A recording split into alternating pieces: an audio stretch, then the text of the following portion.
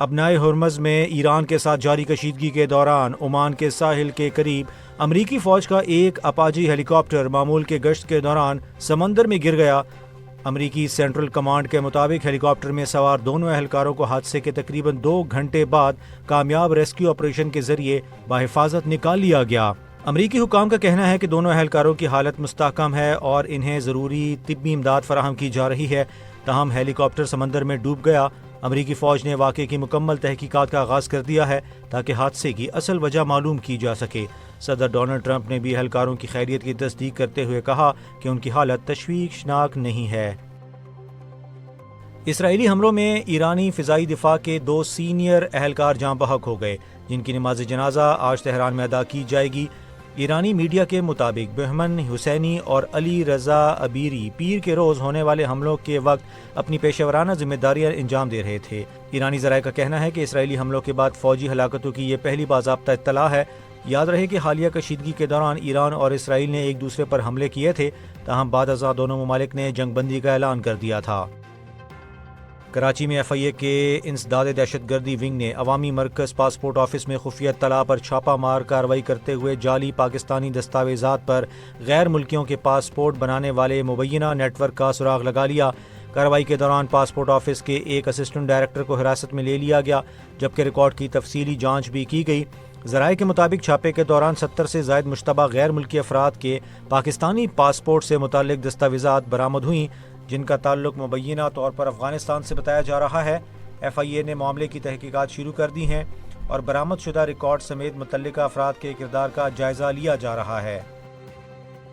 FIFA world cup 2026 کے سلسلے میں امریکہ پہنچنے والی بعض ٹیموں کے کھلاڑیوں اور آفیشلز کے ساتھ ایئرپورٹس پر ہونے والی سخت سیکیورٹی جانچ پڑتال پر سوالات اٹھنے لگے ہیں۔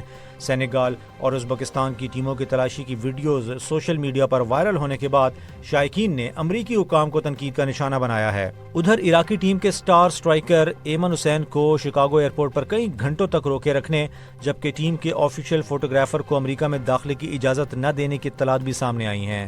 تاہم ان واقعات پر فیفا یا امریکی حکام کی جانب سے تاحال کوئی باضابطہ رد عمل جاری نہیں کیا گیا۔ گلگت بلتستان اسمبلی کے تمام 24 حلقوں کے غیر سرکاری اور غیر حتمی نتائج سامنے آنے کے بعد خطے میں سیاسی جوڑ توڑ کا سلسلہ تیز ہو گیا ہے، جہاں پاکستان پیپلز پارٹی کا آزاد جیتنے والے ارکان کے ساتھ مل کر نئی حکومت بنانے کا قوی امکان ظاہر کیا جا رہا ہے۔ انتخابات میں پیپلز پارٹی کی 10 نشستیں حاصل کر کے سب سے بڑی جماعت بن کر ابھری ہے، جبکہ مسلم لیگ نون 6، آزاد امیدوار 7 اور MWM کا امیدوار 1 نشست پر کامیاب ہوا ہے۔ پیپلز پارٹی کے مرکزی سیکرٹری اطلاعات ندیم افضل چند کا کہنا ہے کہ حکومت سازی کا حتمی فیصلہ ابھی نہیں ہوا، تاہم پارٹی کی اولین کوشش ہوگی کہ آزاد جیتنے والے ارکان کو ساتھ ملا کر ایک مضبوط سیٹ اپ قائم کیا جائے۔ ذرائع کے مطابق حکومت سازی کے اس عمل کو حتمی شکل دینے کے لیے پیپلز پارٹی کے چیئرمین بلاول بھٹو زرداری کا آئندہ چند روز میں گلگت بلتستان کا دورہ بھی متوقع ہے۔ پنجاب حکومت نے آئندہ مالی سال 2026-27 کے بجٹ کی بنیادی خطوخال کو حتمی شکل دیتے ہوئے وفاقی حکومت کو 570 ارب روپے کی بڑی مالیاتی رعایت دینے کی آمادگی ظاہر کی ہے، تاکہ وفاق اپنے مالیاتی خسارے اور IMF کے اہداف کو پورا کر سکے۔ پنجاب اسمبلی ذرائع کے مطابق نئے مالی سال کے مجموعی بجٹ کا حجم 5131 ارب روپے ہوگا، جس میں صوبے کو NFC ایوارڈ کے تحت قابل تقسیم محاصل سے 3793 ارب 70 کروڑ روپے ملیں گے، جبکہ صوبائی محصولات میں 1330 ارب روپے کی آمدن متوقع ہے۔ بجٹ تجاویز کے تحت سرکاری ملازمین کی تنخواہوں میں اضافہ وفاق کے فیصلے کے مطابق کیا جائے گا، جس کے لیے 650 ارب اور پینشن کے لیے 505 ارب 80 کروڑ روپے مختص ہوں گے۔ اس کے علاوہ پنجاب فائنانس کمیشن کے لیے 800 ارب، ستھرا پنجاب پروگرام کے لیے 150 ارب اور سماجی تحفظ کے لیے 25 ارب روپے کی رقم تجویز کی گئی ہے، جبکہ صوبے کے مجموعی اخراجات کا تخمینہ 3569 ارب 60 کروڑ روپے لگایا گیا ہے۔ اور سابق ایرانی سپریم لیڈر شہید آیت اللہ سید علی خامنہ ای کی نماز جنازہ اور تدفین کے حوالے سے تفصیلات سامنے آئی ہیں، جس کے مطابق ان کی تدفین عاشورہ کے بعد کیے جانے کا امکان ہے۔ ایرانی خبر رساں ایجنسی کے مطابق شہید آیت اللہ علی خامنہ ای کی نماز جنازہ اور تدفین کا حتمی وقت اور تاریخ تاحال مقرر نہیں کی گئی، اور اس متعلق باضابطہ ہیڈ کوارٹرز جلد ہی تمام تفصیلات کا باقاعدہ اعلان کرے گا۔ واضح رہے کہ سابق ایرانی سپریم لیڈر آیت اللہ علی خامنہ ای ایران جنگ جنگ کے آغاز میں ابتدائی امریکی اور اسرائیلی فضائی حملوں کے نتیجے میں شہید ہو گئے تھے۔ اگرچہ بعض بین الاقوامی ذرائع ابلاغ نے نماز جنازہ کی ادائیگی کے حوالے سے مختلف دعوے کیے ہیں، تاہم ایرانی حکام کا کہنا ہے کہ سیکیورٹی اور انتظامات کو حتمی شکل دینے کے بعد ہی تدفین کے شیڈول کا باضابطہ اعلان کیا جائے گا۔ امریکی بحری جہاز USS لبرٹی پر اسرائیل کے خوفناک اور مہلک حملے کو 59 سال مکمل ہو گئے ہیں۔ اس مناسبت سے امریکی عوامی نمائندگان میں اس حملے کے نتیجے میں ہلاک ہونے والے 34 امریکی فوجیوں کی یاد میں ایک خصوصی تعزیتی تقریب کا انعقاد کیا گیا، جس میں واقعے میں زندہ بچنے والے سابق امریکی فوجیوں نے بھی شرکت کی اور انصاف فراہم کرنے کا پرزور مطالبہ کیا گیا۔ تقریب کے دوران امریکی اراکین کانگریس نے بھی اپنے ہی فوجیوں کے قتل پر گہری تشویش کا اظہار کرتے ہوئے واقعے کی نئے سرے سے شفاف تحقیقات کا مطالبہ کر دیا ہے۔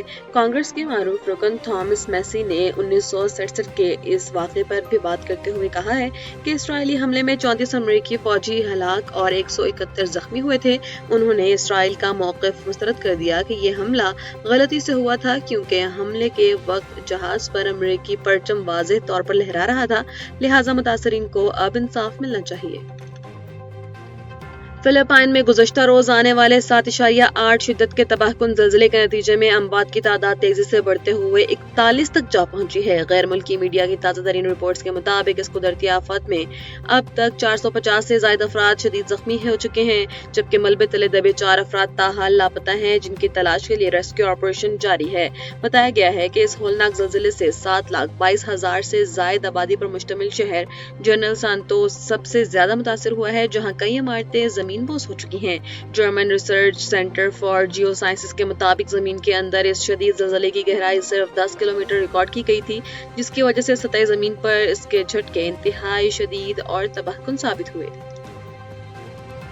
پاکستان کا مالی سال 2026-27 کا وفاقی بجٹ آئندہ جمعہ 12 جون کو قومی اسمبلی میں پیش کیے جانے کا قوی امکان ہے۔ اس سلسلے میں پارلیمانی کارروائی کے باقاعدہ آغاز کرتے ہوئے قومی اسمبلی کا بجٹ اجلاس کل بدھ کی شام 5 بجے طلب کر لیا گیا ہے، جبکہ سینٹ کا اجلاس بھی کل ہی سپہر 4 بجے بلا لیا گیا ہے۔ پارلیمنٹ کے یہ دونوں اہم ترین اجلاس صدر مملکت آصف علی زرداری نے وزیر اعظم شہباز شریف کے ایڈوائس پر طلب کیے ہیں۔ وزیر پارلیمانی امور سینیٹر طارق فضل چودھری نے تصدیق کی ہے کہ بجٹ کی تیاریاں آخری مراحل میں ہیں اور یہ 12 جون کو پیش کیا جائے گا۔ روایت کے مطابق وفاقی وزیر خزانہ محمد اورنگزیب قومی اسمبلی کے خصوصی اجلاس میں نئے مالی سال کا یہ بجٹ پیش کر رہے ہیں، جس میں ٹیکسز، ترقیاتی منصوبوں اور عوامی ریلیف کے حوالے سے اہم ترین اعلانات متوقع ہیں۔ لبنانی مسلح افواج کے commander in chief general Rodolphe Haykal نے جنرل ہیڈ کوارٹرز راولپنڈی کا اہم دورہ کیا، جہاں انہوں نے پاک فوج کے سربراہ فیلڈ مارشل صداسم منیر سے تفصیلی ملاقات کی۔ ISPR کے مطابق GHQ پر معزز مہمانوں کو پاک فوج کے چاق و چوبند دستے نے روایتی گارڈ آف آنر پیش کیا۔ اس اہم ملاقات میں باہمی دلچسپی کے امور، مشرق وسطیٰ کی مجموعی سیکیورٹی صورتحال اور دو طرفہ دفاعی تعاون پر تبادلہ خیال کیا گیا، جبکہ دونوں ممالک کی مسلح افواج کے درمیان پیشہ ورانہ روابط اور تربیتی تعاون کو مزید بڑھانے پر اتفاق کیا گیا۔ فیلڈ مارشل صداسم منیر نے لبنان کے ساتھ پاکستان کے دیرینہ اور خوشگوار تعلقات کی اہمیت پر زور دیتے ہوئے دفاعی تعاون کو وسعت دینے کے عزم کا اعادہ کیا۔ اس موقع پر جنرل رودولف ہائیکل نے پاک فوج کی آپریشنل مہارت کو سراہا اور بین الاقوامی امن مشن سمیت خطے میں امن و استحکام کے لیے پاکستان کے کلیدی کردار کو خراج تحسین پیش کیا۔